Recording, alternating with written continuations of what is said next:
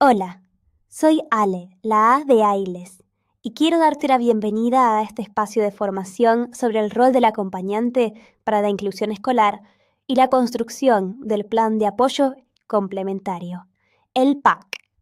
Este recorrido surge a partir de la implementación de la Resolución 1001/25, que propone nuevas maneras de pensar el acompañamiento escolar, los apoyos y la participación de los estudiantes dentro del aula. A lo largo de este encuentro vamos a trabajar en base a la resolución vigente y los módulos propuestos por el Gobierno de la ciudad para la formación obligatoria del AIE.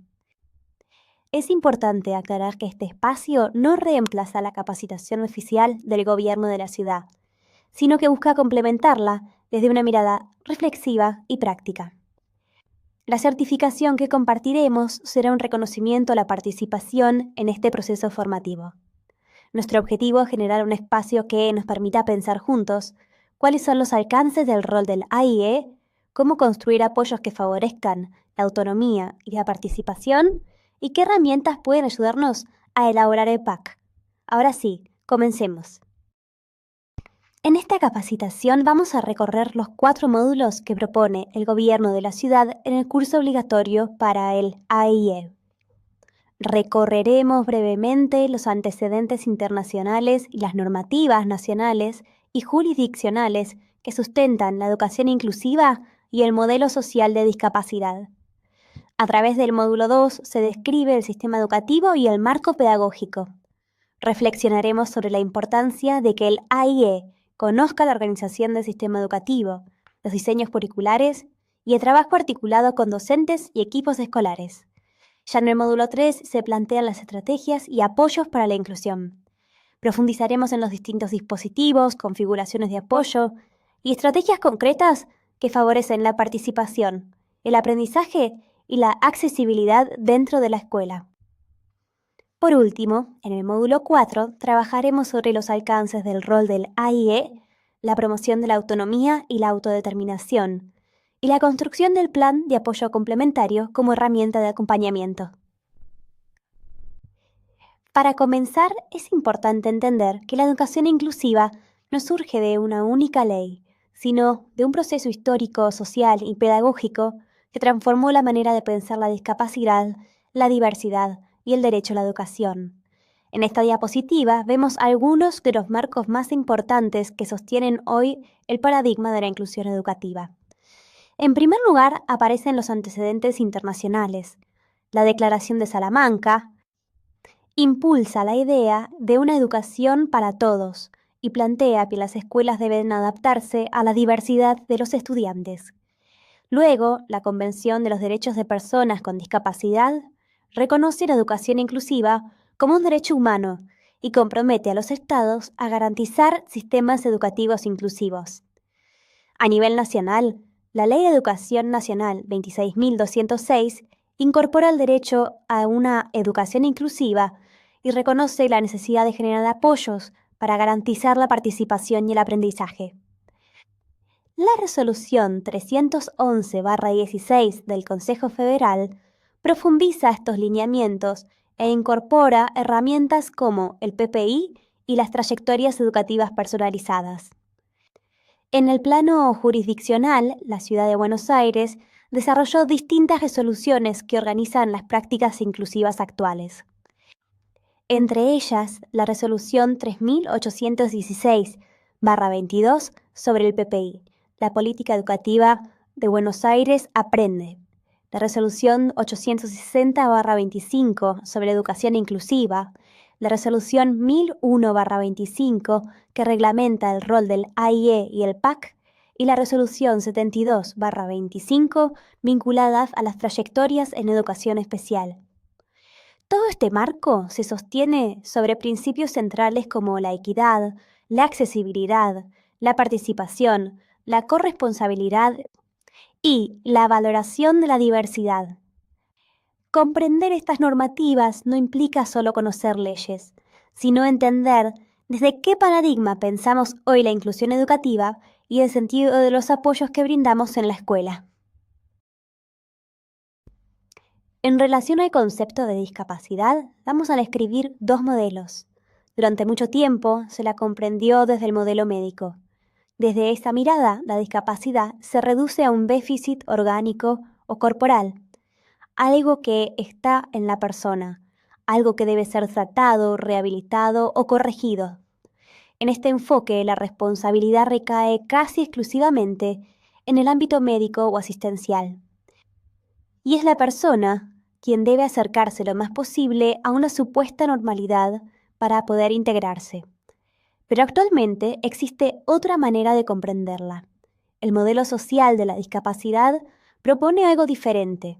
Plantea que la discapacidad no es una condición individual, sino el resultado de la interacción entre las características de una persona y las barreras del entorno. Pueden ser barreras físicas, actitudinales, académicas o comunicacionales. Según la OMS y la Convención de Derechos Humanos, la discapacidad no es un atributo de la persona, sino un conjunto de condiciones que emergen de la interacción con el contexto. Es decir, una persona puede tener una deficiencia física, mental, intelectual o sensorial a largo plazo, pero lo que limita su participación plena no es solo esa condición, sino el contexto que nos adapta. Esto impacta profundamente en nuestra forma de vincularnos con personas con ciertos desafíos y en nuestro rol profesional. Si la discapacidad se produce en la interacción con el entorno, entonces nuestra tarea no es que el niño, niña o adolescente haga lo mismo que la mayoría, sino que consiste en disminuir barreras, generar apoyos, promover autonomía y garantizar su participación en igualdad de condiciones. El trabajo de la IE ocurre dentro de la escuela y por eso es fundamental comprender cómo funciona el sistema educativo, cómo se organiza la enseñanza y qué marcos orientan las prácticas escolares. La tarea del AIE se articula permanentemente con el proyecto escuela, las planificaciones docentes, los equipos institucionales y las propuestas del aula. Nuestro sistema educativo se organiza en 3 niveles: inicial, primario y secundario, cada uno con características y formas de acompañamiento diferentes. En inicial, predomina el juego y las experiencias integrales. En primario, se fortalecen los aprendizajes básicos y la participación. Y en secundario, aparecen mayores niveles de autonomía, múltiples docentes y propuestas más específicas. Además, los diseños curriculares establecen lineamientos que orientan la enseñanza. Están los contenidos nodales, que son saberes esenciales que todos los estudiantes deben apropiarse. Los contenidos de ampliación profundizan y diversifican esos saberes. Y los indicadores de logro o alcance permiten evaluar avances y orientar intervenciones. Ahora bien, los diseños curriculares no solo se enfocan en contenidos, sino también en el desarrollo de capacidades transversales vinculadas al saber hacer, saber conocer y saber ser. En nivel inicial y primario se priorizan aspectos como la autonomía para aprender, la resolución de problemas, el pensamiento reflexivo y crítico, la comunicación y el trabajo colaborativo. En nivel secundario se incorporan además otras capacidades vinculadas a la interacción social, la ciudadanía responsable, la sensibilidad estética y el cuidado de sí mismo. El AIE contribuye directamente al desarrollo de estas capacidades, favoreciendo la autonomía, el pensamiento crítico, la colaboración y el bienestar socioemocional. Una escuela inclusiva organiza su funcionamiento para eliminar barreras y garantizar la participación de todos. Para eso implementa estrategias como la planificación diversificada, la organización flexible de tiempos y espacios, los agrupamientos flexibles, las propuestas de aprendizaje colaborativo y el proyecto pedagógico individual o PPI para quienes requieran apoyos específicos.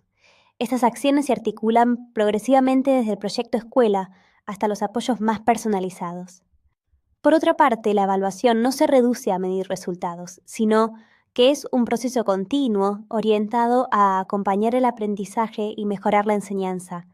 La evaluación formativa incluye instancias de autoevaluación y coevaluación, y pone el foco en los procesos más que en los productos. Cuando un estudiante cuenta con un PPI, la evaluación se ajusta a los aprendizajes y a los indicadores de logro definidos en ese plan. Mencionaremos diferentes dispositivos y apoyos concretos que permiten acompañar trayectorias escolares desde una perspectiva inclusiva. Herramientas que ayudan a sostener la inclusión en distintos niveles, desde la planificación del aula hasta los apoyos más personalizados, como el PPI. Y cuando el estudiante cuenta con un AIE, se suma el plan de apoyo complementario, que organiza específicamente esas intervenciones. El objetivo de los planes de acompañamiento es garantizar el ingreso, la permanencia y el egreso de cada estudiante. En primaria, el proyecto de promoción acompañada sostiene trayectorias en riesgo. En secundaria, el PIAT organiza el acompañamiento institucional. El plan personal permite adaptar y registrar el recorrido de cada estudiante según sus avances y necesidades. En relación a los apoyos personalizados, la resolución 860/25 establece que los apoyos deben construirse de forma situada, porque no hay una única manera de acompañar. Podemos mencionar, por ejemplo, adecuaciones curriculares en el PPI, el docente de educación especial, el intérprete de lenguajes de señas, la educación hospitalaria y domiciliaria, y el AIE, que acompaña dentro del aula, favoreciendo el aprendizaje, la interacción y el bienestar socioemocional. En este apartado se incluye la figura del AIE, y es importante que nos detengamos a pensar su rol. El AIE acompaña al estudiante dentro de las actividades que el docente planificó para toda la clase. No planifica por separado, no trabaja contenidos propios y no es un maestro particular. Su función es facilitar que ese estudiante pueda acceder a lo que ya está propuesto para el grupo. Es un apoyo externo, gestionado por la familia, y su actuación se rige por la normativa vigente. La tecnología puede convertirse en un puente entre las necesidades de cada estudiante y las propuestas de enseñanza. Existen diferentes recursos que pueden facilitar el acceso a los contenidos. Por ejemplo, herramientas de lectura fácil con inteligencia artificial permiten adaptar textos complejos usando frases más simples, vocabulario claro y apoyos visuales sin modificar el contenido principal. En esta diapositiva vemos un ejemplo del primer capítulo de El Principito, adaptado con lectura fácil y pictogramas. La propuesta mantiene la misma historia, pero organiza la información de manera más accesible, favoreciendo la comprensión y reduciendo la sobrecarga lectora. Este tipo de herramientas permite que estudiantes con distintos niveles de comprensión puedan trabajar sobre un mismo contenido desde versiones adaptadas, promoviendo inclusión sin bajar la exigencia pedagógica. También existen otros apoyos tecnológicos como Lecto, un editor gratuito con herramientas para estudiantes con dislexia, y recursos accesibles como los de Buenos Aires Discapacidad o CIAPAT, que ofrecen materiales y recursos de apoyo. Los apoyos materiales son aquellos recursos físicos que ayudan a favorecer la participación, la autonomía y el bienestar dentro del aula. Por ejemplo, mobiliario adaptable o materiales de autorregulación para momentos de ansiedad o sobrecarga. Estos apoyos son condiciones necesarias para que algunos estudiantes puedan estar, participar y aprender en igualdad de condiciones. Por otra parte, los apoyos comunicacionales ocupan un lugar central dentro de la inclusión, porque comunicar no significa solamente hablar. Las personas también se comunican a través de gestos, imágenes, escritura, expresiones faciales, tecnología y distintos sistemas simbólicos. Por eso existen diferentes apoyos comunicacionales que permiten ampliar las posibilidades de comprensión y expresión. Entre ellos encontramos la comunicación aumentativa y alternativa, que incluye herramientas como tableros visuales, pictogramas, PECs o softwares con voz. También los materiales con pictogramas e historias sociales que ayudan a anticipar situaciones y facilitar la comprensión. Además, la lengua de señas argentina constituye la lengua natural de la comunidad sorda y garantiza el derecho a la comunicación y la participación. Del mismo modo, el sistema de braille permite el acceso autónomo a la información escrita por personas ciegas. Y junto a estos sistemas también existen estrategias de comunicación accesible como el lenguaje claro y la segmentación de consigna. En este módulo se abordarán dos conceptos centrales para pensar el rol del AIE, la autonomía y la autodeterminación. Muchas veces, cuando escuchamos la palabra autonomía, pensamos en hacer las cosas solos. Pero en educación inclusiva, la autonomía no significa dejar de necesitar apoyos. Tiene que ver con poder participar, tomar decisiones, expresarse y construir un recorrido propio dentro de la escuela. Para profundizar este concepto, vamos a retomar los aportes de tres autores clave: Piaget, Freire y Esquilar. Piaget nos dice que la autonomía se construye en interacción con otros, la confrontación de ideas y la oportunidad de tomar decisiones y construir reglas propias. Freire agrega algo fundamental. La autonomía es un proceso activo y constante de maduración que lleva al individuo a ser sujeto de su propio destino y aprendizaje. Enseñar exige respeto a la autonomía del otro. Y Esquilar menciona que la autonomía también aparece en los pequeños gestos cotidianos, en cada gesto mínimo del quehacer educativo: la conversación, la pausa, el desacuerdo, la escucha y el contacto. Otro concepto clave para pensar el rol de la IE es la autodeterminación. Dos autores nos ayudan a comprender este concepto. Hoemeyer plantea que la autodeterminación aparece cuando una persona puede participar activamente en las decisiones sobre su propia vida, es decir, elegir, expresar preferencias, resolver problemas y tener un rol activo en aquello que le sucede. Y esto no aparece de un día para el otro, se construye progresivamente a través de experiencias cotidianas y oportunidades reales de participación. Por eso la escuela y la familia tienen un papel fundamental en este proceso. En esta línea, Verdugo Alonso propone tres ideas muy importantes para fomentar la autodeterminación en la escuela: ofrecer oportunidades para elegir, favorecer las interacciones entre estudiantes y acompañar la toma de decisiones de manera progresiva. Todo esto nos ayuda a pensar el rol de la IE desde otro lugar: no decidir por el estudiante, sino generar apoyos para que pueda participar cada vez con mayor autonomía y protagonismo dentro de la escuela. Ahora podemos pensar más claramente cuál es el rol del AIE dentro de la escuela. El AIE es una figura de apoyo complementario dentro del sistema educativo. Su función no es reemplazar al estudiante ni decidir por él, sino generar las condiciones necesarias para que pueda participar, aprender y construir cada vez con mayor autonomía. Por eso hablamos del AIE como mediador. Media entre el estudiante, el conocimiento y el entorno escolar, ofreciendo apoyos que permitan acceder a los aprendizajes y participar junto con otros. El gráfico nos ayuda a pensar esta idea. Hay cosas que el estudiante puede hacer solo y otras que puede lograr con ayuda y acompañamiento. Ahí aparece el apoyo del AIE, que no busca generar dependencia, sino ampliar progresivamente las posibilidades de participación y aprendizaje. En este sentido, el trabajo del AIE debe orientarse a favorecer procesos de autonomía progresiva, entendiendo que ésta se construye en la interacción, el diálogo y la reflexión compartida. El AIE contribuye a que el aula sea un espacio de vínculos, participación y confianza, donde el error, la diferencia y la pregunta sean oportunidades de crecimiento. La Resolución 1001 define distintas funciones del AIE dentro de la escuela. Por un lado, promover la participación activa y efectiva del estudiante en las actividades escolares para fortalecer su autonomía, aprendizaje y bienestar socioemocional. Elaborar el plan de apoyo complementario en articulación con los actores escolares y los equipos de apoyo. Acompañar al estudiante según el PAC en los distintos espacios y tiempos escolares: recreos, materias, salidas, entre otros. Participar en reuniones de seguimiento con la escuela para evaluar y readecuar las estrategias implementadas.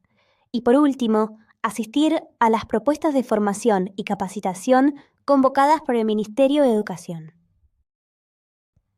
Además de definir funciones, la resolución también establece los alcances y límites del rol del AIE. Esto es muy importante porque muchas veces aparecen expectativas confusas sobre el acompañamiento dentro de la escuela. El AIE sí diseña apoyos, media entre el estudiante y el entorno escolar, acompaña procesos de participación y resguarda la privacidad del estudiante. Pero el AIE no reemplaza al docente, no realiza intervenciones terapéuticas y tampoco cumple funciones que corresponden al ámbito familiar. Pensar estos límites no busca rigidizar el rol, sino cuidar las prácticas y garantizar un acompañamiento ético, profesional y respetuoso de la autonomía del estudiante. El PAC es una herramienta que permite organizar y documentar los apoyos que un estudiante necesita para participar en la vida escolar. Su objetivo no es burocrático. Ayuda a planificar estrategias, ordenar intervenciones y construir acuerdos entre todos los actores que acompañen la trayectoria del estudiante. Por eso incluye objetivos, propuestas de acceso al diseño curricular, apoyos específicos y formas de seguimiento y evaluación. Además, el PAC no se limita solamente al aula, abarca todos los espacios y tiempos escolares, recreos, comedor, talleres, salidas y actividades compartidas. Algo muy importante es que el PAC es flexible y dinámico, no es un documento fijo. Las estrategias deben revisarse y ajustarse según las necesidades y la evolución del estudiante. Al momento de escribir objetivos en el PAC, es importante que estén formulados desde una mirada posible, progresiva y centrada en los apoyos. El objetivo es favorecer la participación, la autonomía y la accesibilidad dentro de la vida escolar. Por eso, conviene evitar formulaciones centradas en lo que el estudiante no debe hacer y, en cambio, pensar qué apoyos o estrategias pueden ayudarlo a participar de manera más autónoma. Por ejemplo, no se trata de escribir que no tenga desbordes, sino de pensar estrategias de regulación emocional. O, en lugar de que se quede sentado, pensar cómo favorecer la participación mediante apoyos visuales, tiempos flexibles o alternativas de movimiento. La forma en que escribimos los objetivos también refleja nuestra mirada profesional sobre el estudiante y el acompañamiento. Cuando pensamos propuestas para el acceso al diseño curricular, no hablamos solamente de adaptar contenidos, hablamos de generar condiciones de accesibilidad que permitan que el estudiante pueda comprender, participar y sostener su experiencia escolar. Estas estrategias pueden tomar distintas formas. Algunas tienen que ver con la anticipación y la organización, por ejemplo, mediante rutinas visuales o secuencias predecibles. Otras se relacionan con la comunicación y la presentación de consignas, usar apoyos visuales, modelados, ejemplos concretos o tiempos más flexibles. También aparecen estrategias vinculadas a la participación con pares, el uso de materiales concretos y el sostenimiento de la atención a partir de intereses significativos del estudiante. Lo importante es entender que el acceso al diseño curricular no depende solamente del contenido, sino también de las condiciones que ofrecemos para que el aprendizaje sea posible. Al redactar apoyos y estrategias en el PAC, es importante describir de manera concreta qué se va a implementar y con qué propósito.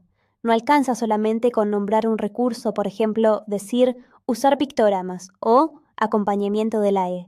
Lo fundamental es explicar cómo ese apoyo va a favorecer la participación, la comprensión, la autonomía o el acceso al aprendizaje. Por eso, puede ser útil pensar una fórmula sencilla. ¿Qué estrategia se implementará y para qué? Es decir, se implementará, más el apoyo o estrategia, con el propósito de y el objetivo que se busca alcanzar.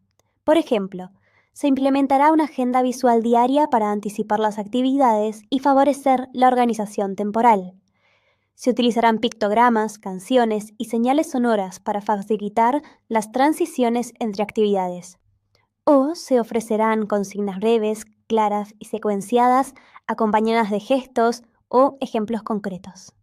De esta manera, los apoyos quedan redactados de forma más clara, específica y pedagógicamente fundamentada, facilitando también el trabajo articulado entre el AIE, los docentes y la familia. El seguimiento y la evaluación son fundamentales porque permiten revisar si los apoyos que estamos implementando realmente favorecen la participación, el aprendizaje y la autonomía del estudiante. Es importante diferenciar dos momentos. Por un lado, el seguimiento, que es cotidiano y continuo. Observar, registrar avances, identificar dificultades y ajustar estrategias en la práctica diaria. Y por otro lado, la evaluación, que implica instancias periódicas de intercambio y toma de decisiones compartidas entre el AIE, la escuela, los docentes y cuando corresponde la familia. Recordemos que el PAC no es un documento fijo y debe revisarse y modificarse según la evolución y las necesidades del estudiante. El vínculo entre el AIE y el docente es fundamental para construir prácticas realmente inclusivas. Sin embargo, a veces aparecen dos situaciones que dificultan ese trabajo compartido. Por un lado, la delegación de la enseñanza, cuando el docente considera que el estudiante acompañado es responsabilidad exclusiva del AIE. Y por otro lado, las prácticas paralelas, donde el acompañamiento ocurre por fuera de la dinámica grupal. Aunque parezcan diferentes, ambas situaciones generan el mismo riesgo, el aislamiento del estudiante y la pérdida de oportunidades de participar con sus pares. Por eso es importante pensar el vínculo entre el AIE y docente desde la corresponsabilidad y la colaboración ética. El AIE no funciona como un maestro particular, sino como un profesional que articula apoyos para favorecer la participación del estudiante dentro de las propuestas del aula. Esto implica comunicación, anticipación de actividades y revisión permanente de las estrategias, siempre con el objetivo de construir experiencias más inclusivas. Esperamos que este espacio haya aportado herramientas útiles para seguir reflexionando sobre el rol del AIE y sobre estrategias que favorezcan la elaboración de apoyos y propuestas significativas dentro del PAC. Si desean recibir el certificado de participación, les pedimos que escaneen el código QR que aparece en pantalla y completen el formulario de Google Forms con sus datos para que podamos enviárselo. Muchas gracias por ser parte de este encuentro y nos vemos en la próxima capacitación.